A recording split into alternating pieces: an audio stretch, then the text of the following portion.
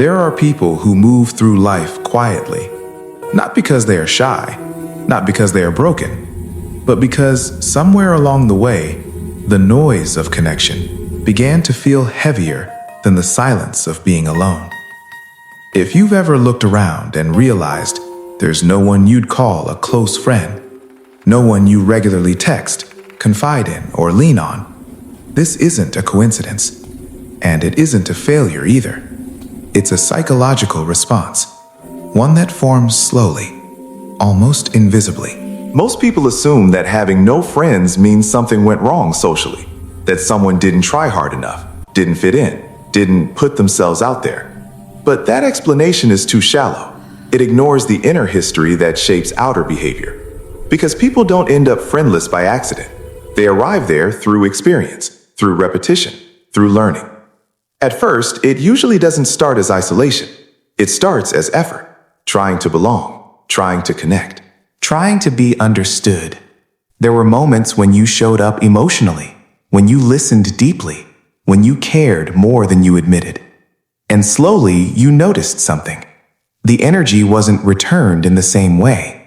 The conversation stayed surface level. The loyalty felt conditional. The understanding stopped short of who you really were. Over time, the mind adapts, not dramatically, quietly. It begins to ask different questions. Is this worth the emotional cost?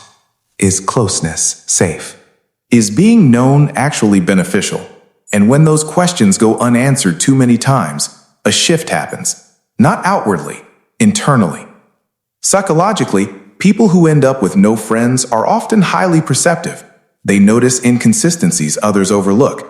They feel emotional undercurrents others ignore. And because of that sensitivity, social interactions affect them more deeply.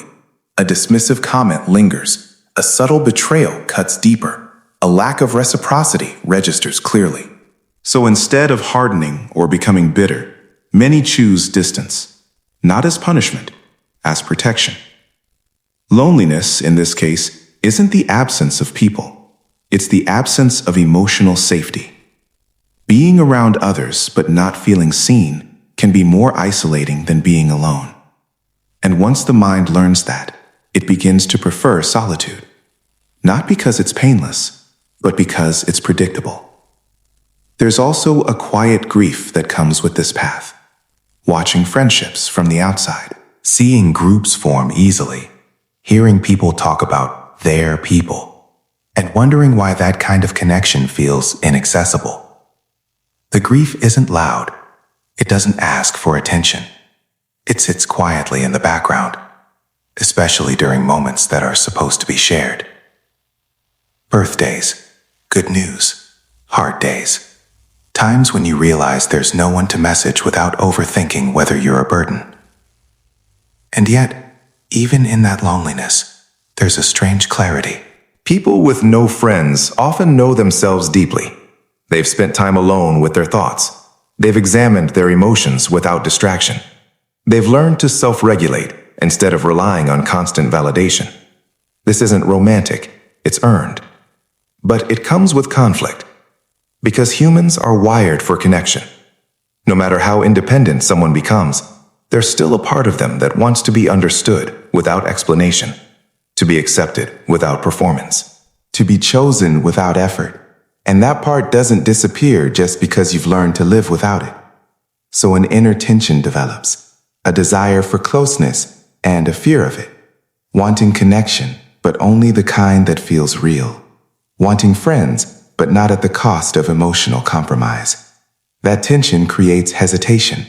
People might reach out less, not because they don't care, but because they care too much to risk disappointment again. They become selective, careful, reserved.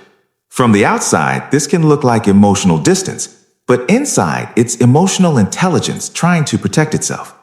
There's also a deep awareness that friendships change you. They shape your habits, your worldview, your emotional environment. And once you've been shaped by the wrong connections, you learn to be cautious about letting anyone have that influence again. This is where many people misunderstand those with no friends. They assume superiority, coldness, arrogance. But what they're seeing is discernment.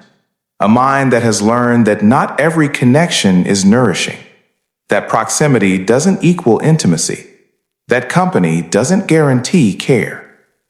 Emotionally, these individuals often feel things deeply, but express them minimally. They've learned that not everyone deserves access to their inner world, so they become private, observant, measured. They choose depth over frequency, meaning over numbers. And yet, the quiet moments still arrive. Late nights, Long walks, small realizations. The awareness that independence is both a strength and a weight. That being self-sufficient means carrying your thoughts alone. That growth without witnesses can feel invisible. But this solitude also creates maturity. Without constant social noise, reflection becomes sharper. Values become clearer. Emotional patterns are noticed and questioned. People who walk this path often develop a strong sense of self. Not because they wanted to, but because they had the space to. They begin to understand their boundaries, their limits, their needs. They recognize when connection feels forced versus genuine.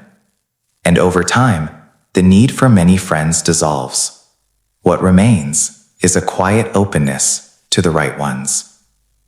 Because the psychology of people with no friends isn't about rejection. It's about refinement.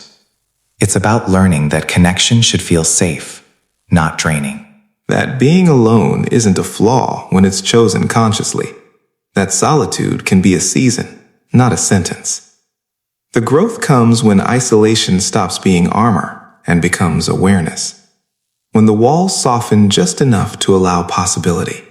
Not urgency, not desperation, just openness. Some people will meet one person later in life who understands them more deeply than a dozen ever did. Others will form slow, quiet connections, built on mutual respect rather than emotional hunger. And some will remain mostly solitary, but at peace, because the goal was never to collect friends, it was to protect the self. And if you recognize yourself in this, if your circle is empty but your inner world is full, there's nothing wrong with you. You adapted, you learned, you listened to your experiences instead of denying them.